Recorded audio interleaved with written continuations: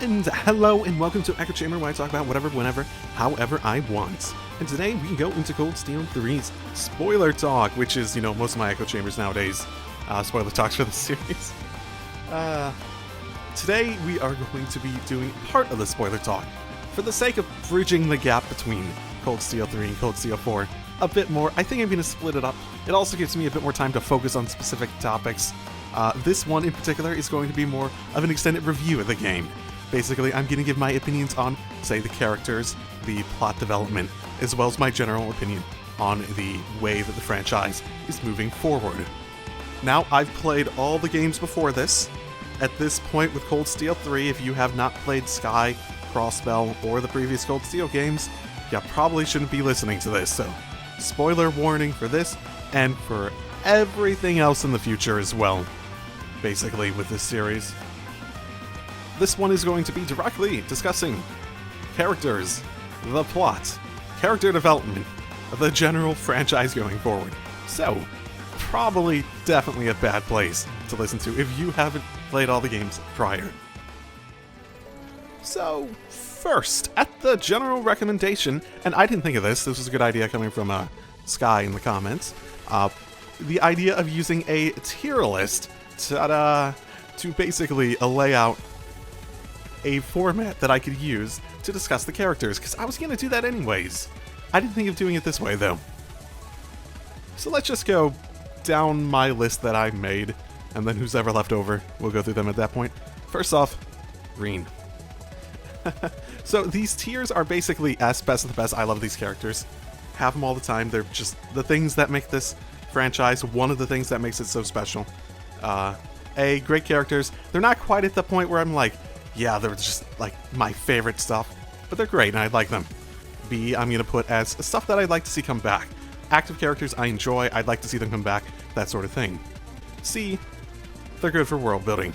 There are a lot of characters when I look at it's like, I don't really care about them, but they're good to have there because, like, one of the things the series does so well is world building, and having them live out their lives is a good thing. And then F. Please stop, because you're just angering me at a point which I don't think many will fall into. A lot of my opinions have less to do with the characters themselves and more to do with how I like them from a storytelling perspective.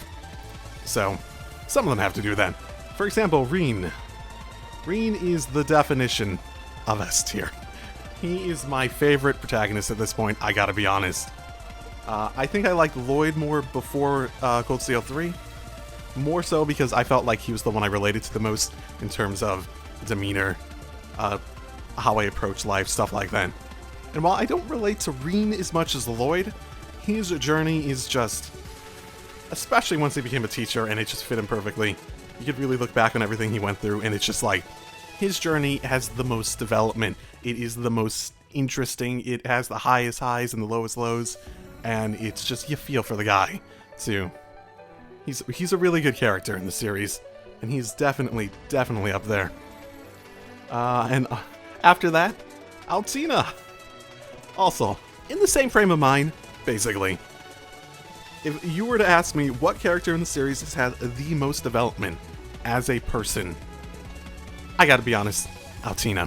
Just as a character, she has had the most development. I think you might be able to argue Ren too to some extent, but I don't know, I gotta give it to Altina.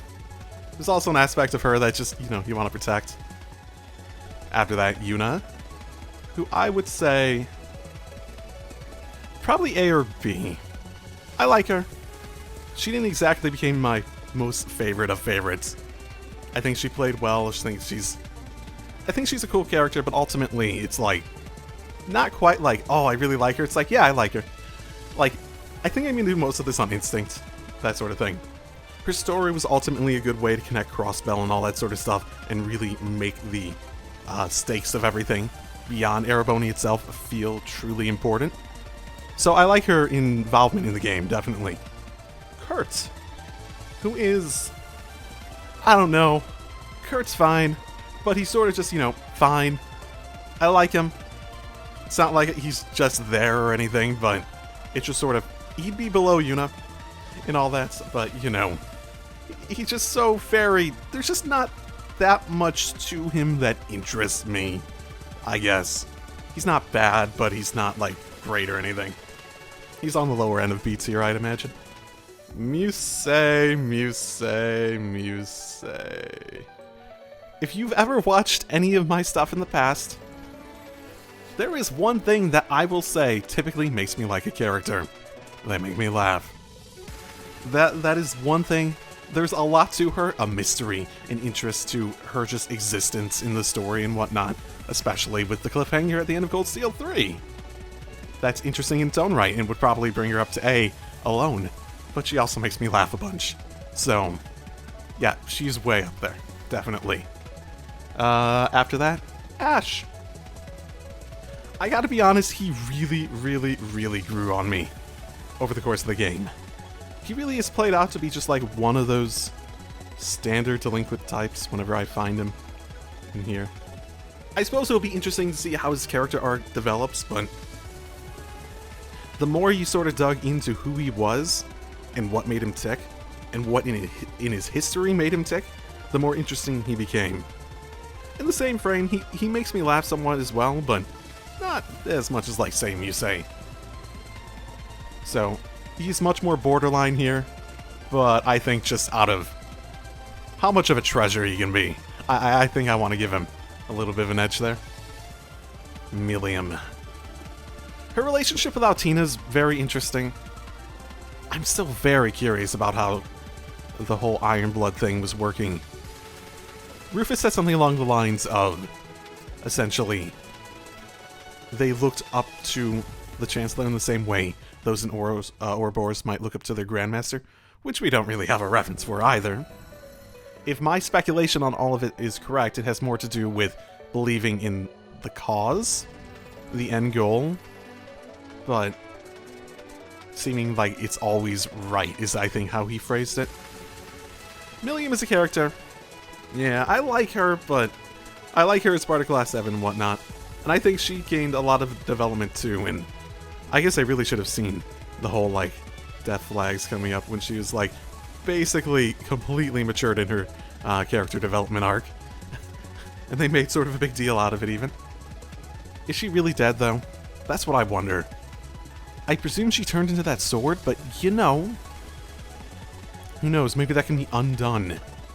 I think the concept they laid out was basically someone so connected to their doll that they could basically unite with it after they are killed. Like the soul, which my theory of everything could, attest to, and have that disconnect and reassociate with the doll to basically create a sword that is capable of attacking souls and stuff. Like, I still am wondering why the Originator Zero sword was even needed. What was special about it? It's interesting. I hope they go into that detail later. Gaius, who is... I want to say he's a good character, and he is. I do quite like him. As a friend of Rean's, he's definitely one of the guys I see as closest to him. The whole Dominion stuff, I feel, needs a lot more expansion on it. As a person, he can be a bit, predictable personality-wise. A lot of his intrigue comes out of his plot development and his association with Nord. So he's sort of on the lower end there, where I like him, and I like his role in the story as well as his role in the dynamics of everyone. But as a person, he's not as completely interesting to me, I suppose. After that, I have basically just the rest of Old Class 7.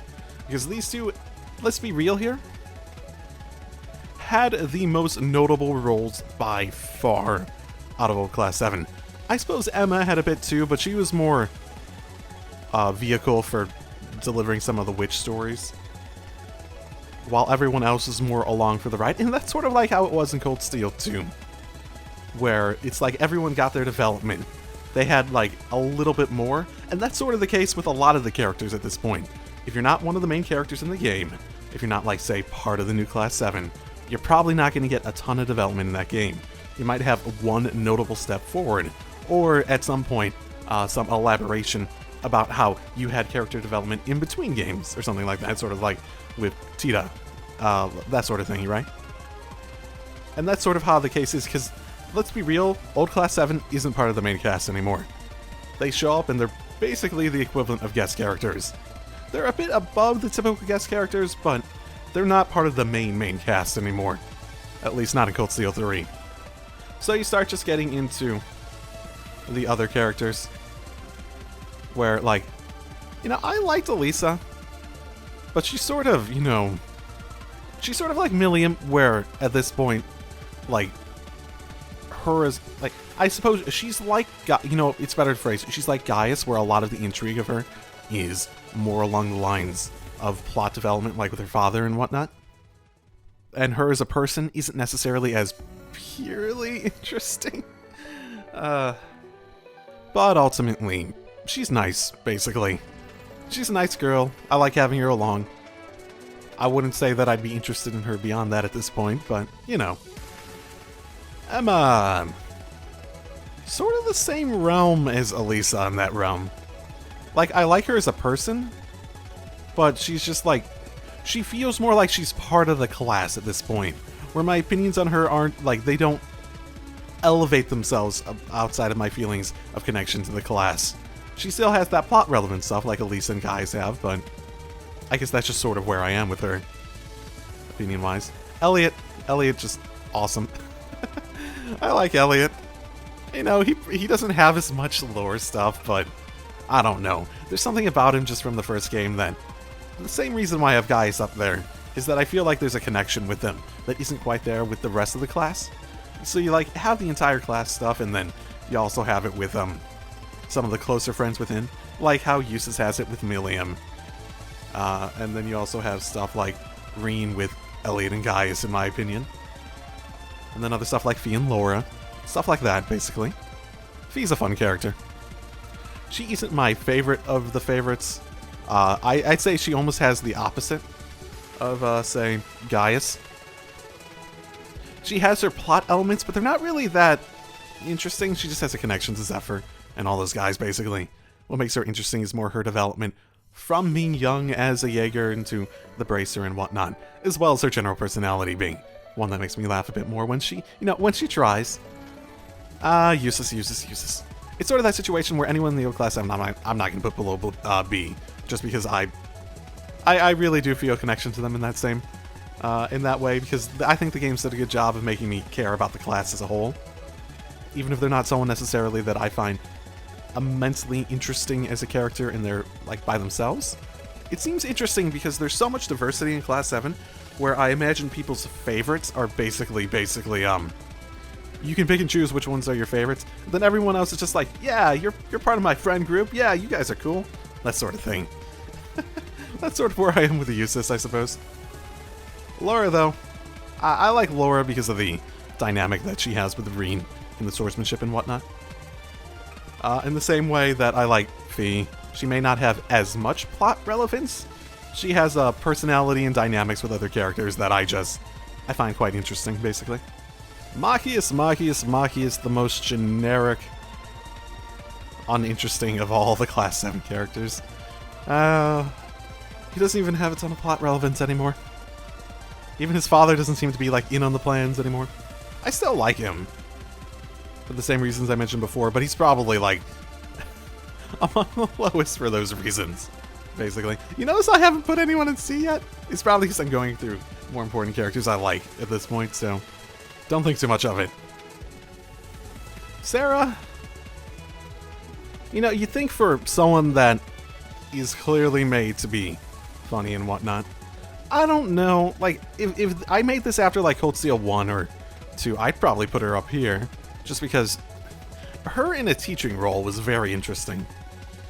And she had a lot of opportunities to really make me like her as a character, because her voice acting, especially in the first 2 games, when she had a lot of opportunity to work with it, was fantastic. And it was one of those where, like, the voice actor alone could say on the character. At this point, I don't know, her reduced role, I'm just not as, you know, interested. I'm not putting these in any particular order, mind you, in each of these groups, so don't think too much on that either. It's still the same connection, but she's just sort of wavering. Like, my opinion may change later on, but yeah, you know. Crow.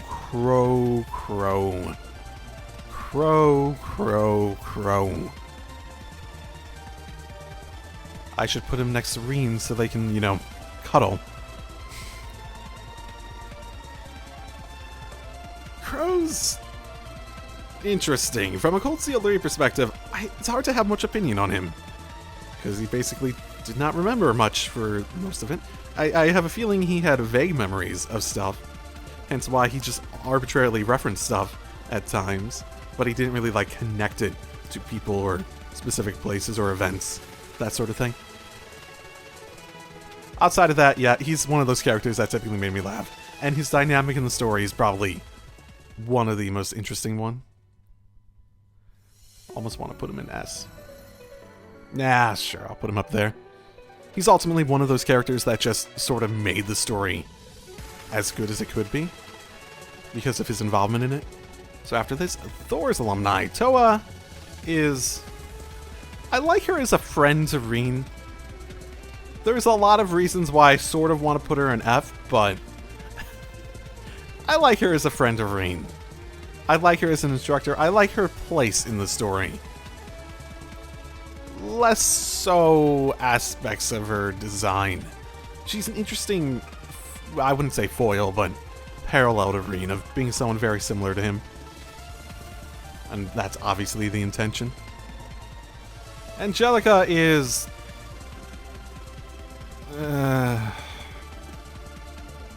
I can sort of appreciate her role in the story, being friends to Toa and George, but I don't know. She didn't need to be like how she was. There's just an aspect to her that's just sort of grating whenever she actually is around. And I'm sort of happy she wasn't there very much. And they basically, in Cold Steel 3, I don't think she was badly using Cold Steel 3. I think they used her just enough to get all the positive stuff you could get out of her. And then shipped her off, story-wise, basically. Do I think she's dead? Here's my general thought on the matter. I don't think anyone's dead. I don't think anyone that they want to tell us is dead. If any of the people who died, apparently, have the best chance of really staying dead, it's probably 1, Millium, and 2, Viscount Arsene. Those are the ones with the highest percent chances. But I will say, at this point, I trust the series on deaths so little that unless they stay dead for an entire game and are actively dead at the end of the next game, then I won't believe they're dead. Simple as that. So, going through the Thors Alumni next, I'd say a lot of them, I can't even promise you I can remember their names at this point. I'm not good with names. A lot of them are good for world building. Like, I like seeing his relationship with, I don't even remember who. They got married, he joined the military and whatnot. It's interesting to see him show up, that sort of thing, and just see that develop over time. And that's the interesting aspect of it, less so that I like him as a character. Sort of the same with most of them. I gotta be honest, I like the ones that showed up for, to help with the school and whatnot. That was pretty cool. But as characters, though, sort of the same with most of them. Oh, right, and same with George, and George has gone up in terms. He probably would have been here. I've been pretty indifferent on him. I'd say he's earned himself out of pure intrigue on what the fuck's going on with him.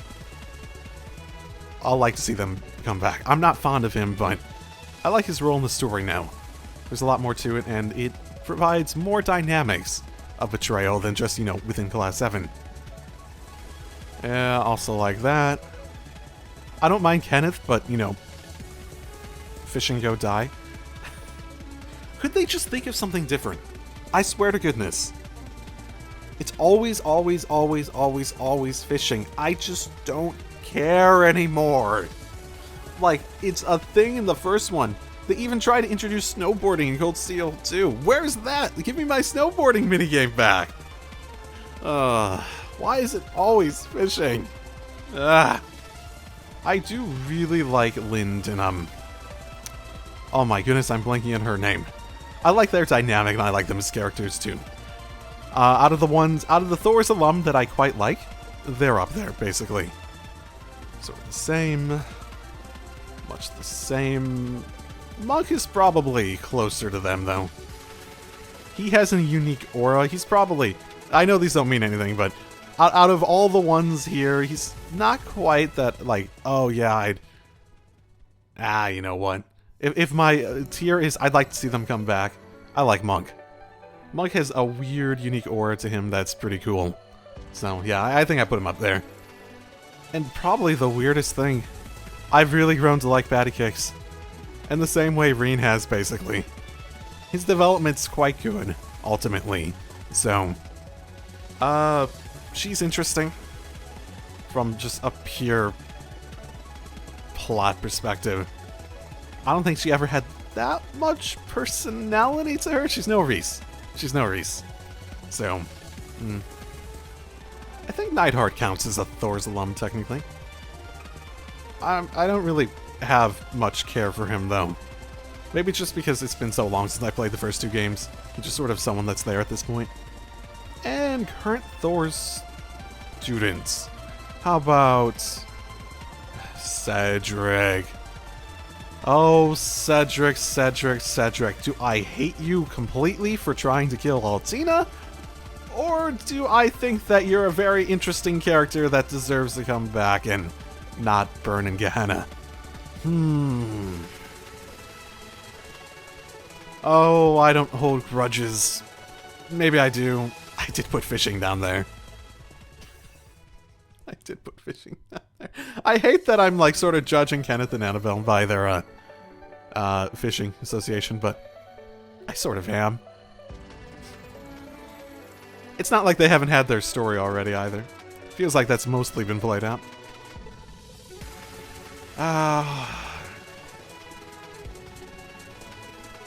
I would like to see him come back, not because I like him, but because he plays a very interesting role in the story.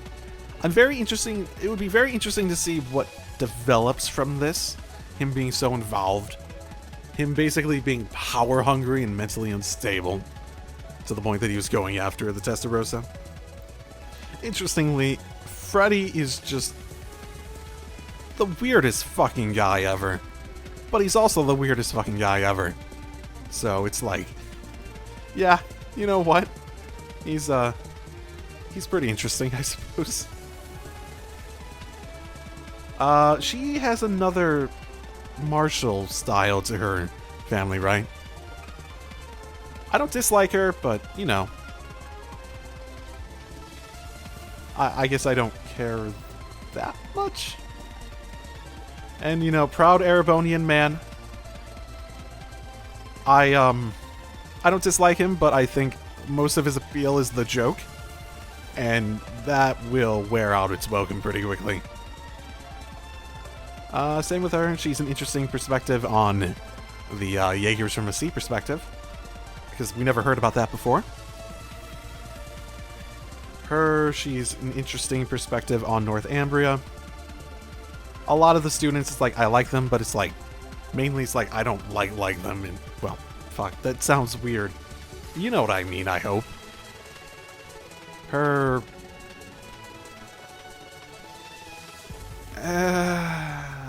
not really much to her. I don't know, no opinion. Someone I actually really don't have. Like, her whole thing was that she really needed her glasses, right? Like, was that the entirety of her personality? I feel like it was. Oh, gotta have Train Guy come back. Gotta love Train Guy. Also sort of, like, I'm trying to even remember what his deal was. I don't dislike him, but it's like, the thing with the old Thors alum that came back is that they all have notable, like, roles in the story. While these guys are sort of just... Some of them are just students for the sake of having students there. They have their own concepts, but they're not really necessarily all that important or interesting to them. You know, I quite like her demeanor. Just as a person. Like, she didn't have a whole ton to herself. She's from that one, town, right? That was from the drama CD, right? And she had connection to Oliver, which is interesting in its own right. Sydney also is interesting. He's sort of like Kyrie in that he feels like he's mainly there for the joke, and it's gonna get old. But they're good for fleshing out the group of people there without making them feel too stale. He's like another merchant guy. He's a lot like Hugo was, right? I guess they might develop him more, but for now, not really anything. No strong opinions. Tatiana. I like her because she's like one of those students like you really feel like you want to help. She has problems that are very clear, and it's like you want to help them. And I felt like she was a really good example of, actually no, she was Northumbria, never mind. What was she? She was just the sniper with the drunk dad, right? I said Northumbria for her before, didn't I? Yeah, she is an interesting thing with the music stuff too. And she's the... I get these two mixed up, don't I? But yeah, Tatiana, she has a fun... She has an interesting dynamic with Rean that makes me like her more, basically. Because of that whole thing.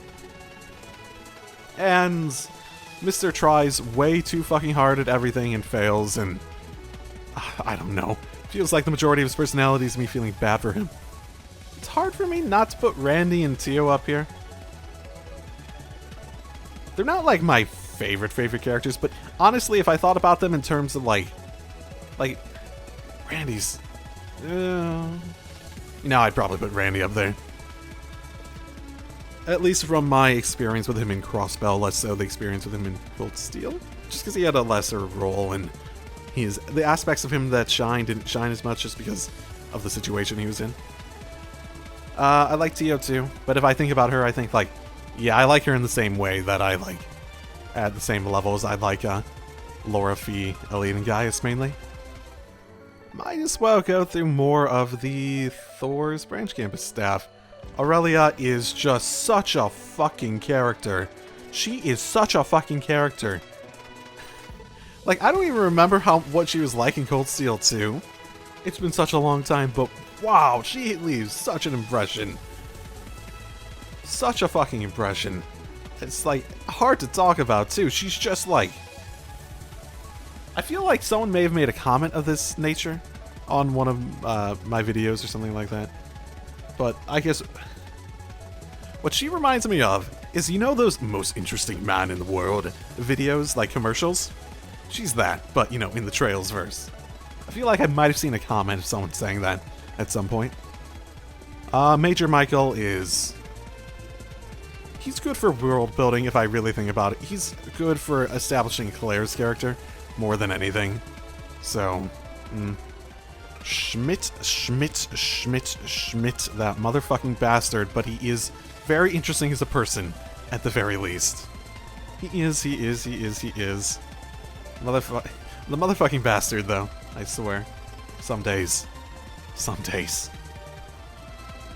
Celestin, yeah, he's entirely world building. Honestly, no opinion. He plays a role in the story and stuff, but even then, he's just a butler for the sake of being a butler. I gotta be honest. There's not really much you can say about him. He's just sort of there for the sake of it. He's not really even adding much to the world outside of being a butler, which... God, I assume people have butlers. Huh. I just realized I forgot Tita's technically a student of the branch campus. I should have done her before. Tita, I'd say, is probably around the level of most of the old Class 7. I like her as a person.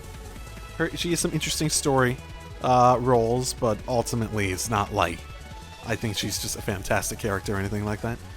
I like her role and everything. She never really grew on me that much, even in the Sky games. If anything, I like her development in Cold Steel 3. I think that actually made me like her a bit more than I did before, so yeah. So, going through the friends and family of those associated with the allies. Olivert! S. Do I even need to explain? I don't think I do. I don't think I should have to either. Rose. Yeah, she's pretty cool. I don't think I think she has a lot more opportunity to unveil more about herself. But outside of the loli for the sake of being a loli, which almost makes me want to put her here, but she's one of the most interesting sort of oddities in the world. There's so much about her that doesn't seem to match up with, like, everything we see about her. I still haven't read Red Moon Rose, which I'm going to as part of this bridge to Gold Seal 4. I haven't done it at the time of recording this. So maybe I'd like her more if I did that after that. Or did this after that, so I don't know. I know she's associated with that novel. They made it very, very clear. Thomas. In a lot of ways, he reminds me of Schmidt. I sort of want to just fucking punch him at a point. Like, god fucking damn it. Involve me, you asshole. I like him significantly less than I liked, Wazi or, Kevin, basically. Guys, though. Oh, he's making a good run at being, you know, high on that end of, Dominion likability. Celine, I understand she has a role in the story, but I don't know. Like, her main thing is just that she's just, like, a tsundere cat. And she's a familiar. She doesn't need to be any of those things for the story parts of her to work. It's so fucking weird. Honestly. I don't know. It's just one of those things that if you removed it from the series, I'd probably... Or if you played her just entirely differently, I'd probably be happier with it. She's not like, I hate her. She's not like fishing. But you get my point at least, I think. Victor Alsane. Yeah, at this point, like, he's more just Laura's father in my head, from a perspective. So he's good for world building. He's good for fleshing out the strength levels of people, establishing that, especially in the first two games. He's good as being that sort of like Cassius type without being as annoying as Cassius is as an existence. She's sort of in the same... I guess she's good for world building ultimately. I don't like her personality, but it makes fucking sense, I suppose. Especially as a way for developing Elisa's story and her character development. It's more that sort of perspective in my eyes. I've never been big on Tolval. I've even read Carnelia recently as part of all that stuff, and... In the same frame of mind, do I think he's dead? No, I don't think anyone's dead until they're gone for an entire game. And that's going to be my stance on that until the end of time. I just don't believe it until they're dead for an entire game, and stay dead for that entire game. Basically. Vita. Vita's a very interesting character. I'd say purely from a plot perspective, she has a nice personality, of course, and whatnot, but because of her, like, wishy-washiness, like, she's so on the line of being with Ouroboros or not, she's one of the more interesting elements in all this. The fact that she'd work against them, even at this point. It really makes you think about, like, exactly what Ouroboros is going for. That she'd make it so that she's not okay with doing this, but she's okay with working for Ouroboros' end goals. Elise is... I'm tempted to put her here just because Rean's sister complex is funny. But her whole thing is about, is about the level of fishing in my head at the moment. If you remove that and just let Rean have a sister complex without any of it, the world would be a better place. I gotta be honest. Elfin is obviously S rank. Let's be honest here, she's one of the best characters in the game. Along with Oliver for basically the same reasons, let's be real. Agate. He's a lot like Tita, where I'm a bit indifferent about him personality-wise. A lot of the Sky characters didn't really grow on me that much. Like, I like them enough as characters to see their development and whatnot, but they're more just like in the same way that I see like Millium or Magius, where they're just like, yeah, they're there, I like their association, I see them as sort of friends and whatnot. So ultimately, I like them, but it's not necessarily that I'm that interested in them as people. Baudius. Baudius doesn't have much personality to him at this point. He's good for world building. Gotta be honest. Jingo! S-Ring. Okay. So I am of a strong opinion at the moment that I want to see her and Cerberus. And this is sort of a combination pair of them, putting them at S rank. Without Cerberus, she'd probably be notably lower, honestly. Mind you, Cerberus wouldn't be a thing without her either. What I want to see is an Hajimari or the Calvert arc in some form. I want to see her be a party member, and I want to see her have crafts involving Cerberus. That needs to be a thing, and if it doesn't happen, I will be very disappointed in the series. Okay, next, Zephyr guys. Based on their Cold Steel 2 involvement, they are interesting enough, but they're just like in the sort of same vein as Bardius, where they're just like sort of there. They flesh out the world a bit more. Their good old leader, though, who I'm honestly not remembering the name of at the moment, he's got an interesting personality to him, especially for a Jaeger. He seems very chill.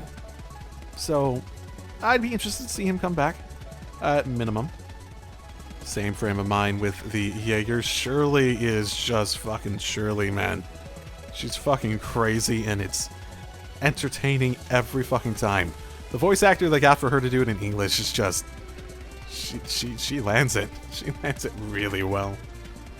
For Ouroboros people, Sharon, I've never been that interested in Sharon. She's like Celestine, but she has a lot more to her personality-wise. Like, most of her personality is teasing, though. So, and being loyal. I might change my mind based on her development that's clearly being set up to develop in Cold Steel 4 with her and Elisa, but, you know. McBurn's an interesting one. Personality-wise, honestly, he just likes a good fight. There's not a ton to him at this point. But given his connection to stuff in the same way Rean apparently has it, which apparently has something to do with Osborne's heart, which is... I feel as though there's a lot of ways for him to grow as an interesting character. At the moment, he's just sort of like super powerful, and with the dumbest fucking name imaginable. McFucking-Burn. Come on, guys. Oh, that's still just funny. Aryan Rhoda. I'd say her whole dynamic in the situation is what makes her most interesting. A bit of the mystery revolving around her has obviously been peeled off, which makes her less interesting just because of the nature of that. But given that there's still a lot of questions unanswered, I'll be interested to see how that develops at the very least. She's also just sort of like badass in the way that, you know, really makes you think badass. Duvally is S tier. If you make me laugh like she does, then woo. I'm pretty uninterested in those two either. They're good for world building, basically.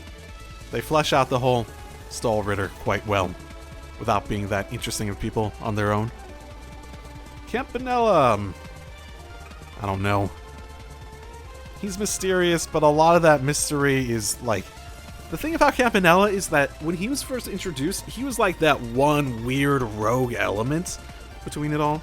Everyone else seemed fairly explainable and such, but the weird rogue mystery stuff has expanded so much that it feels like his niche in the story has basically been co-opted by other people, to the point where he's not as interesting as he used to be.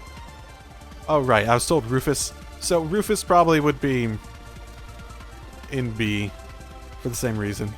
Claire is in B, and Lecter's probably A. Just because, one, he makes me laugh, and two, his intuition stuff is really interesting. Claire has her own sort of, like, thing going on. I think I was told in the comments recently, relative to the time of recording, that her ability has more to do with, I'm forgetting the name of it, I'm aware of it. It's when you can, like, sort of interpret certain senses with your other senses. That sort of thing. And it helps her be able to disseminate information very easily and figure out trends and whatnot, basically. And it's interesting, but her whole guilt and brother complex thing is sort of... I don't know. It doesn't resonate that well with me, at least. Okay, we have two big ones left. Franz Reinford. I will put him here because there's a lot to learn about him.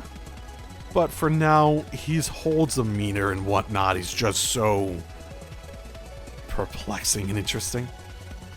And Osborne. Yeah, you sort of have to have an up in S just because of what he can do, what he achieves, the mysteries revolving around him, and what his intents ultimately with the curse are. Goodness. So, those are the characters. There's probably ones that even here that were forgotten, so outside of Rufus. But that's what we have. S.A. And, you know, these started to even out by the end, ultimately. So, yeah. I'm just so indifferent on Toval. Okay, so those are the characters, and this has took me 53 minutes in order to record, so I'm going to speed through the rest of this that I want to talk about. Okay, I wanted to do general plot review, highlights, and my opinion on them. Chapter 1 was, Chapter 1, 2, and, well, 1 and 2 were basically big callbacks to Sky and Crossbell.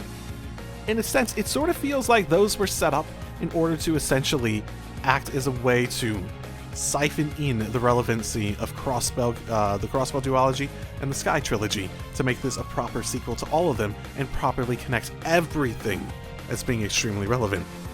That was ultimately the point of doing both of those.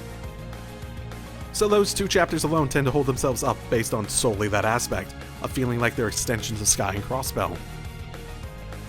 In terms of actual plot to the overall story, they dangle some threads and whatnot, but ultimately, not a ton happens.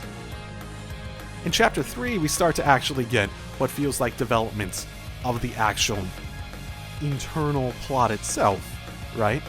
So you see these other experiments by Ouroboros, but once you start getting into the internal Erebonian stuff with, when you say, an Ash's relevancy to everything, you start to feel like you have its own line of stuff coming from, say, Cold Steel, and acting as a proper sequel to that. And then, once you get through those first 3 chapters, you have all those different lines of storytelling coming together, getting to Chapter 4, which is basically everything coming together. And then the finale, where everything falls apart. So it's a very interesting way to have approached the story because Trails games have always been big on build-up and payoff to that build-up.